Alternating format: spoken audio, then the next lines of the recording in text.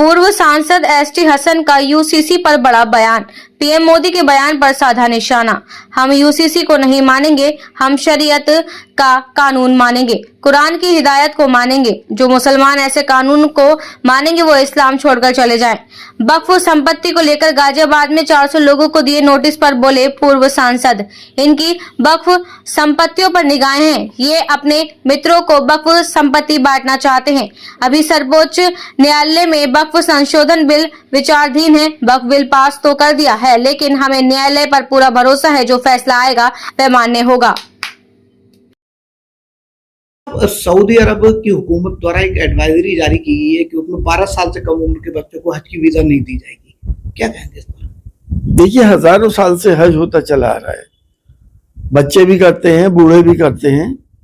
कल को वो बूढ़ों पे भी पाबंदी लगा देंगे। आखिर बच्चों को उनका हक मिलना चाहिए और हर किसी मुसलमान के ऊपर ये फर्ज है कि अपनी जिंदगी में कम से कम एक बार हज करे। अगर बच्चे स्टैम्पीड की वजह से बच्चों को रोका जा रहा है तो इससे ज्यादा इनएफिशिएंट सरकार कौन सी हो सकती है जो स्टैम्पीड को पहले से ही उसका खतरा भांप रही है और वो स्टैम्पीड नहीं रोक पाएगी। अगर वो सरकार स्टैम्पीड ना रोक सकती है तो मैं तो यही कहूंगा, उनके बस का अगर इंतजाम नहीं है तो किसी और मुल्क को या किसी और एजेंसी को हज का इंतजाम दे दें। ये हक किसी का ना मारें। हक हज करना हर मुसलमान का फर्ज है। डॉक्टर साहब, दारुल देवबंद द्वारा एक ऐलान किया गया है कि नए तलबाओं के लिए जिनके दाखिले होने हैं उनके पिताओं पे आधार कार्ड सबमिट करने होंगे। देखिए, न मालूम ये क्यों उन्होंने करा है, जबकि स्टूडेंट के आधार कार्ड में बाप का नाम लिखा होता है। अब वो बाप का क्यों करा रहे हैं, उन्हें किस बात का खतरा है, वो शायद ये देखना चाहते हैं या ये देखना चाहते हैं कोई बाहर का घुसपैठिया तो नहीं आ गया है जो दारुल उलूम देवबंद में अपना एडमिशन ले और कल को वो दारुल उलूम की बेइज्जती हो।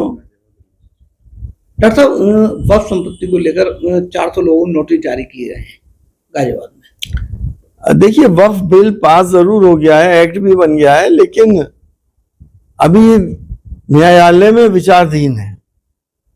अभी से ये नोटिस देके लोगों के अंदर एक हिजान पैदा कर रहे हैं, लोगों को डरा रहे हैं।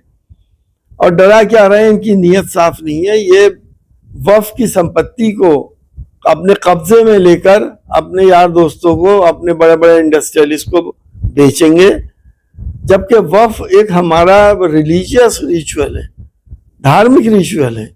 बड़ी दीदा दिलेरी से बीजेपी के लोग कहते हैं कि ये धार्मिक नहीं है। वक्फ हम इसीलिए किया करते हैं ताकि क़यामत तक जब उससे चैरिटी हो तो हमें सवाब मिलता रहे।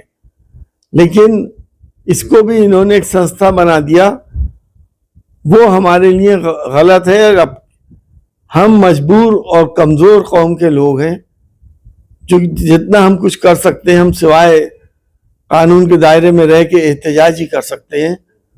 बाकी अल्लाह हम सबका मुहाफिज है। डॉक्टर साहब, आखिरी सवाल ये है, देश के प्रधानमंत्री ने यूसीसी को लेकर बड़े संकेत दिए हैं। देखिए, यूसीसी अगर शरीयत से बाहर निकल रहा है तो हम मुसलमान उसको नहीं मानने वाले। कुरान पाक ने जो हमें हुक्म दिया है, 12:4 की सूरह निसा के अंदर साफ साफ अल्लाह पाक ने हिदायत दी है कि आप अपनी प्रॉपर्टी को अपने बच्चों में किस तरह से बांटेंगे।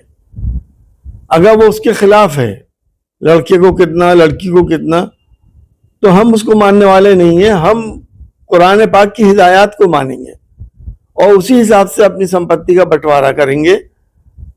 हमें अगर कोई मुसलमान ऐसा है जो इसको मानता है और कुरान पाक की बात को नहीं मानता है, तो हमारी राय है कि इस्लाम छोड़ दे और किसी और मजहब में चला जाए।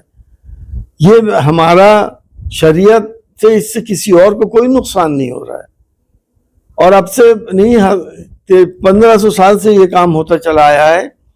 सिर्फ इस्लाम धर्म ही ऐसा है जिसने 1500 साल पहले महिलाओं का उनका हक दिया था। अब उसके अंदर भी अमेंडमेंट, तो कल को हमारे बाकी रिचुअल्स में भी अमेंडमेंट होगा। हम किस तरह से अपना निकाह करें, हम किस तरह से अपने बच्चों को या अपने लाशों को दबाएं या दफन करें, ये सब कुछ इस देश के अंदर जो कुछ भी हो रहा है, ये नफरतों के सौदागर इस देश के अंदर एक अफरा तफरी का माहौल पैदा करना चाहते हैं। ये देश के हितैषी नहीं है और एक न एक दिन सबको ये एहसास हो जाएगा कि नफरतों के सौदागरों की रिमोट हमारे बाहर के दुश्मनों के हाथ में है, जो हिंदुस्तान को कमजोर करना चाहते हैं।